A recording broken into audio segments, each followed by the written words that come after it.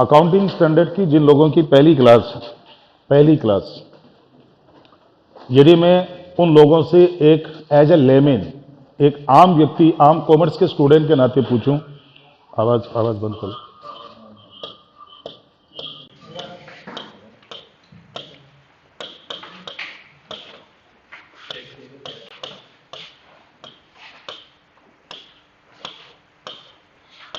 यदि मैं as a layman general way में आपसे किसी से पूछूं, जिन लोगों का अभी तक अकाउंटिंग स्टैंडर्ड का थोरो नॉलेज नहीं है कि अकाउंटिंग स्टैंडर्ड्स होते क्या हैं, वो और रूल्स जिसके गाइडलाइंस हिसाब से अकाउंटिंग करते हैं, वो गाइडलाइंस। वो रूल्स रेगुलेशन जिनके हिसाब से अकाउंटिंग होनी चाहिए, गाइडलाइंस हाँ होती है। स्टैंडर्ड गाइडलाइंस है। हाँ, स्टैंडर्ड वर्ड जो होता है ना, स्टैंडर्ड्स का मतलब रीजनेबली ऐसा होना चाहिए। यूनिफॉर्मिटी दिखाने के लिए। आपके क्लास में आने का स्टैंडर्ड टाइम 9 o'clock है, आपके हाँ क्लास में आने का टाइम स्टैंडर्ड 8 o'clock है। इसका मतलब आने तो 8 बजे ही चाहिए, अब लेट आते हो तो वो डेविएशन है। अकाउंटिंग स्टैंडर्ड का कोई मीनिंग पूछे ना, तो इसको पलट के उल्टा लिख के ब्रैकेट में ऑफ लगा दो, इसको उल्टा लिख के ब्रैकेट में ऑफ डाल दो, जैसे एफएम में बताया था कि फाइनेंशियल मैनेजमेंट क्या है। बस, तो अकाउंटिंग स्टैंडर्ड्स क्या है? Standards of, standards of accounting. Standards means basic standard, basic guideline, basic rules regulations, basic bylaws, नियम कायदे कानून, ये accounting standard.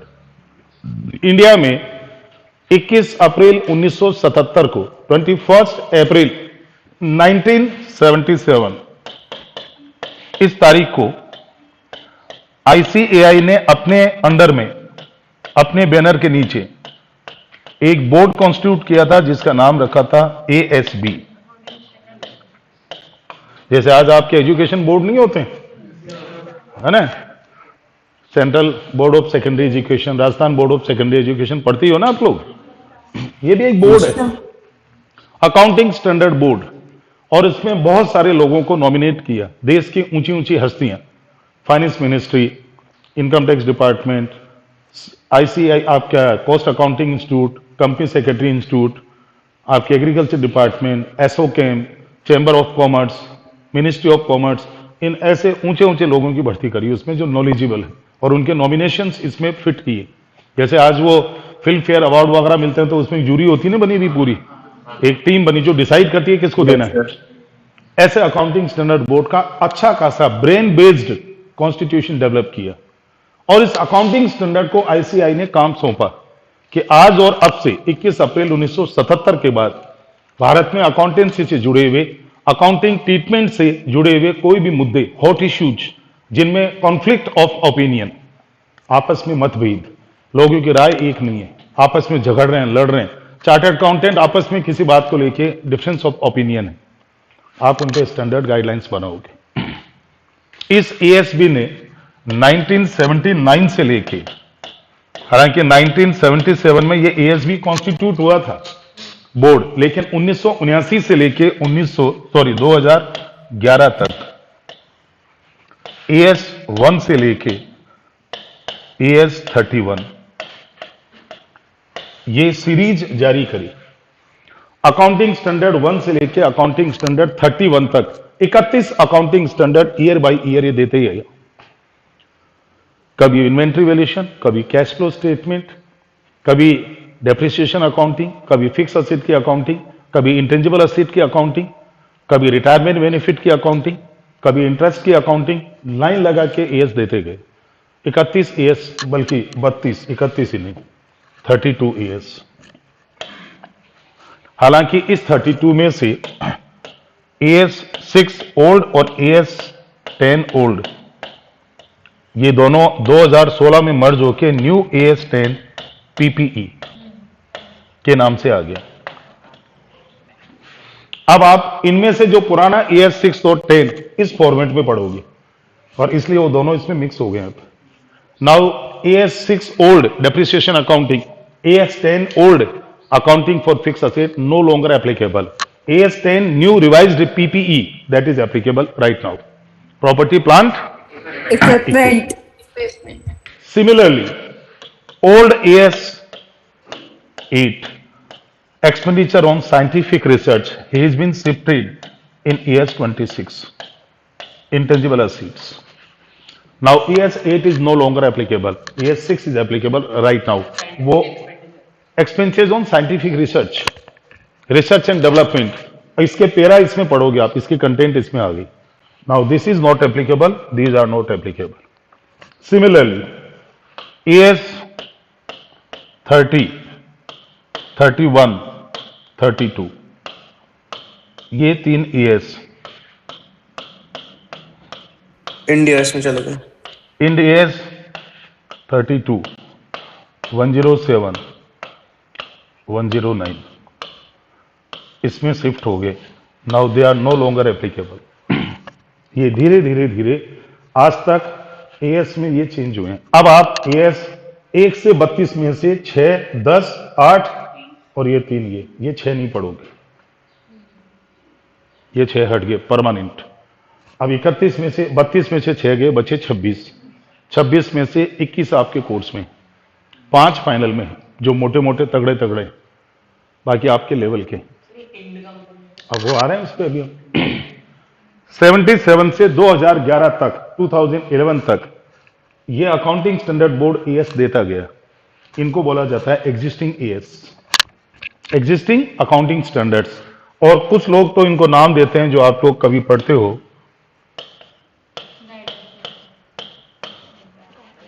Generally accepted accounting standards. वो यही है.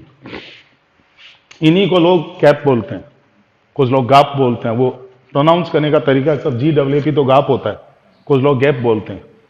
ये इंडियन गैप है. ऐसे यूएस के गैप अलग है. तो यूएस के accounting standard US gap, Australia के अकाउंटिंग और स्टैंडर्ड ऑस्ट्रेलियन गैप. हर कंट्री के अपने जनरली एक्सेप्टेड अकाउंटिंग प्रिंसिपल्स.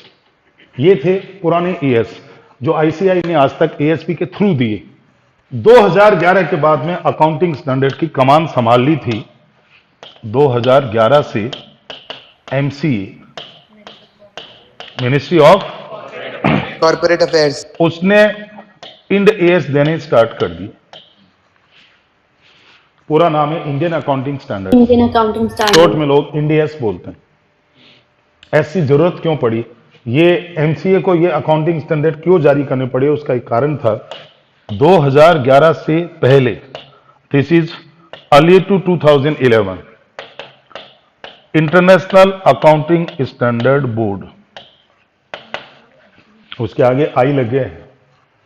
आप जो अभी पढ़ रहे थे ये एएसबी है और वो अंडर में काम करता है आईसीआई के.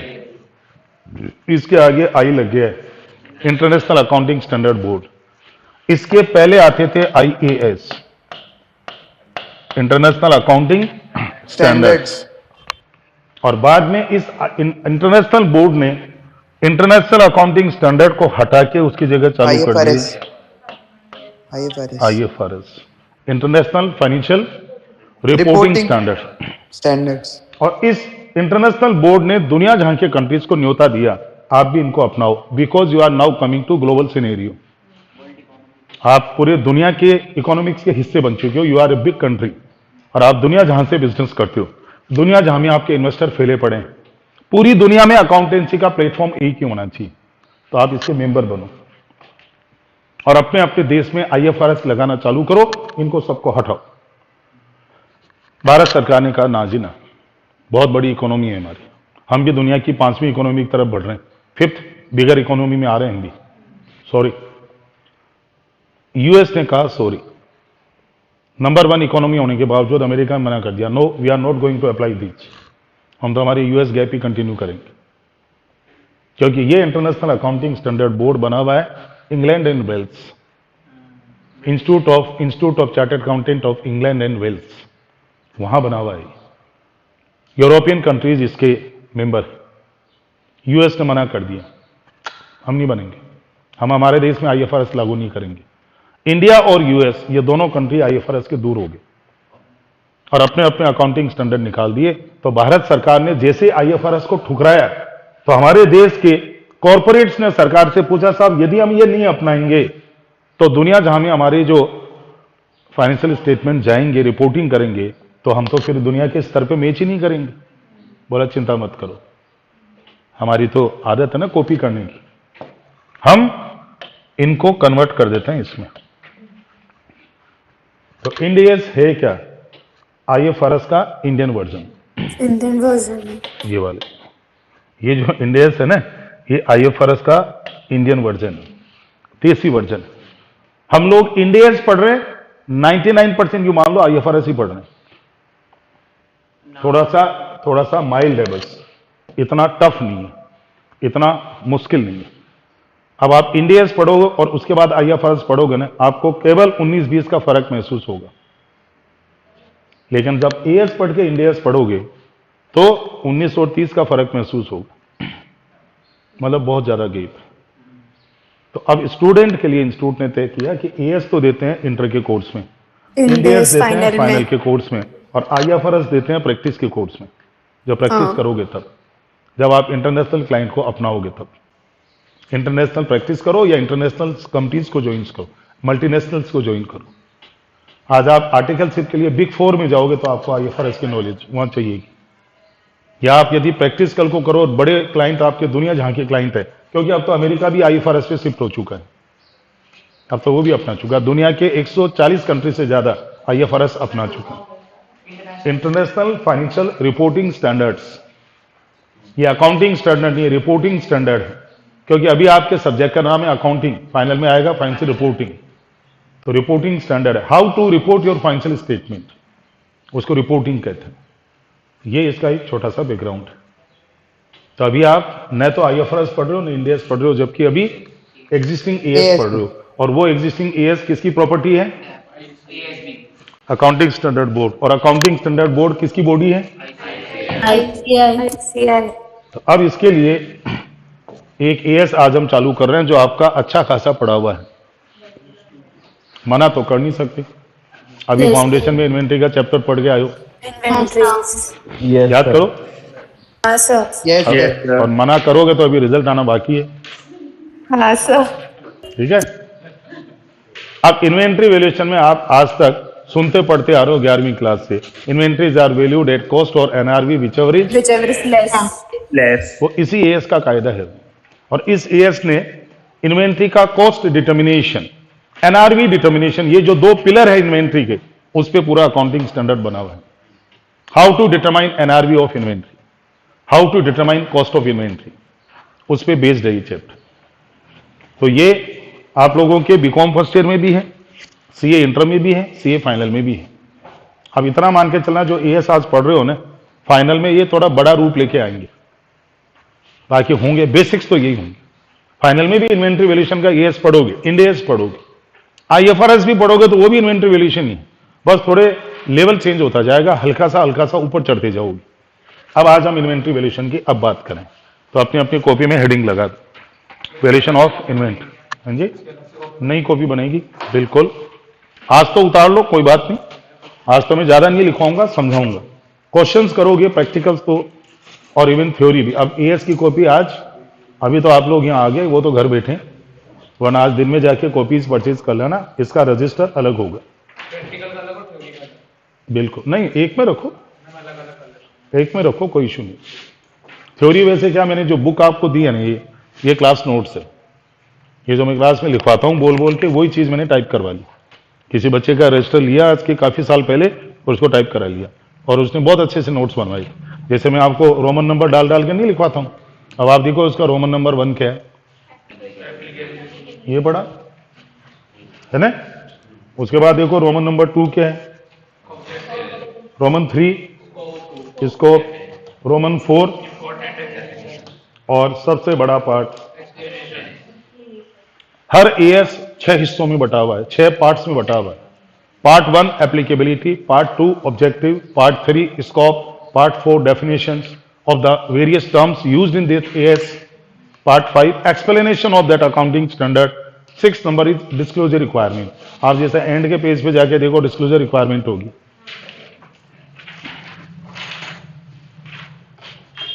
सर बस यहीं पे है। हाँ जी, सर एडवांस के और अकाउंट्स के मतलब दोनों की जो AS है उनकी अलग अलग कॉपी बनेगी क्या? वो सुनो मेरी बात, उससे क्या फर्क पड़ जाना है। अब आप लोग का एडवांस का भी तो कोर्स खत्म ही हो गया, हाँ अकाउंटिंग का भी हो गया, और AS भी अकाउंटिंग का ही सेकंड लास्ट बचा है। वो ES 10 और 2 खत्म हो गए बस। अब तो मैं वो एडवांस के चालू करने वाला हूँ और वो 7 दिन में वो हो जाएंगे। संडे आ रहा है सामने, ठीक है। ठीक है सर। नहीं, संडे को बाकी कोई क्लास ही नहीं है। आपको संडे से कुछ जारी लगा हुआ है सर।